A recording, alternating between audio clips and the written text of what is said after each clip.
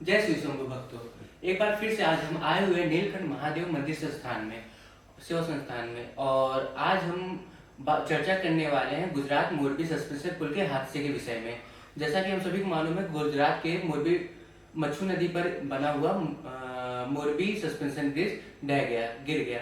अब ये गिरा किस कारणों की वजह से, इसमें भ्रष्टाचार है कि लोगों की गलती है, क्या है, हम इसको समझने की कोशिश करते हैं। जैसा कि छठ पर्व पर बहुत ज़्यादा भीड़ हो गई थी उस पर, और कुछ नवयुवक और लोग छठ पर्व को देखने के लिए और फोटोज क्लिक करने के लिए चढ़े हुए थे। तो इसमें लोगों की लापरवाही, सरकार की लापरवाही, किसकी लापरवाही है, आइए हम गुरु जी के विचारों से ये समझते हैं। जय शिव शंभु। सर्वप्रथम आप सभी लोगों को गोपाष्टमी पर्व की हार्दिक शुभकामना। और जो प्रश्न आपका है, आपने एक लाइन बोली कि भ्रष्टाचार निहित है या कि लोगों की गलतियां हैं। सबसे पहले तो हम ये कहेंगे कि कोई भी कारण जिस तरह से हुई है, मोरबी में हादसा हुआ और 9 लोगों को अभी तक गिरफ्तारी हो चुकी है। 9 लोगों की गिरफ्तारी में एक भी आदमी इसलिए नहीं पकड़ा गया है कि उसने कितना पैसा लिया है। सबको सिर्फ इसलिए दबाया जा रहा है कि अनुचित तरीके से टिकट बांट दिया, अनुचित तरीके से पुल बना दिए। अब एक ठेकेदार आज के समय में 30% कमीशन तो पहले दे रहा है, 10% वो खुद बचा रहा है। अब अगर 60% में पुल बना दे रहा, हमें लगता है इतने बहुत है।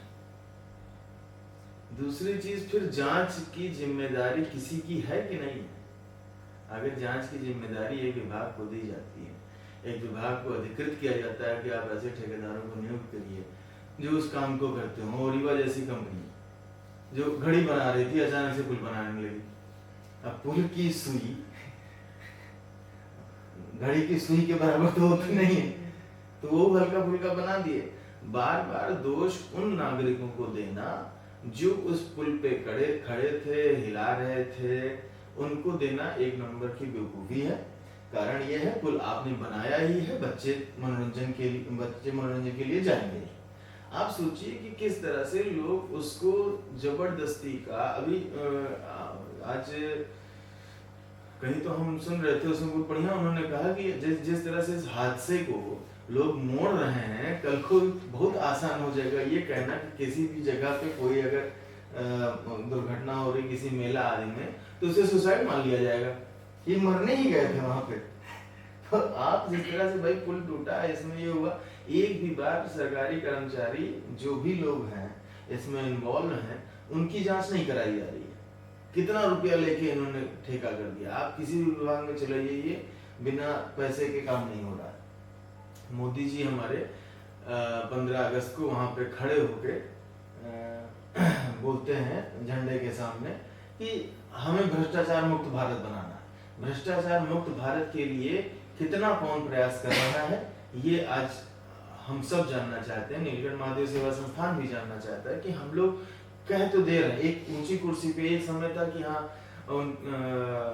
गांधी जी के समय में कहा गया था कि हम 1 रुपया भेजते हैं, 15 पैसा जनता तक पहुंच रही है। अब इस समय में हम ये कहते हैं आप 1 रुपया भेजते हैं, 1 रुपया खाते तक पहुंच जा रहा है, बिल्कुल सही है। लेकिन उसके बाद जो 85 पैसा ले लिया जा रहा है इन्हीं सरकारी कर्मचारियों के द्वारा, बात ये तो फिर 15 पैसे पे ही आ गई। वो कर रहे हैं। जब आप आज की डेट में ठेका उठाए हैं, तो आज की डेट में मटेरियल का जो रेट है उस रेट पे ठेका खुलता है, टेंडर खुलता है। काम 10 महीने बाद शुरू करा रहे हैं। इस 10 महीने में रेट कितना बढ़ गया उस मटेरियल का, इसकी भरपाई कौन करेगा? 40% तो इधर का हो गया काम, और फिर 10% का जो डिस्टेंस आपकी महंगाई दर में आ गई, उसकी वजह से वो और ज्यादा प्रभावित होता है। तो यही सब कारण है। सबसे पहली बात तो ये, अगर ये 30% जो विभाग को दिया जाता है ये बंद कर दे। कोई भी सड़क, आपके प्रयागराज में भी अभी आप झूसी में देख रहे हैं, इतने दिन से सड़क बन रहा है और सिर्फ खुद रहा है। आप सबको अपने अपने जगह पे, आप लोग जहाँ पे भी हैं, कदम उठाइए। कहीं पे भी सरकारी काम हो रहा है, हस्तक्षेप करिए। हस्तक्षेप करिए कि रोड बन रही है तो हमारे लिए बन रही है, हमारी सुरक्षा के लिए बन रही है, और यदि हमारी सुरक्षा इसमें बाधित है तो हम उसमें हस्तक्षेप करेंगे। जो भी रोड का आप पहले जाइए, पता करिए कि यहाँ पे क्या मानक है, किस मानक से बनना है, उस रोड से सरकारी काम होगा।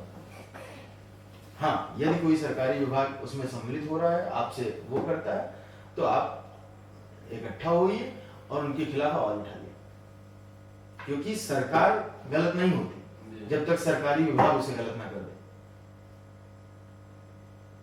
ठीक है, तो बस इतनी ही बात करने पाए, और हर हर महादेव। हर हर महादेव।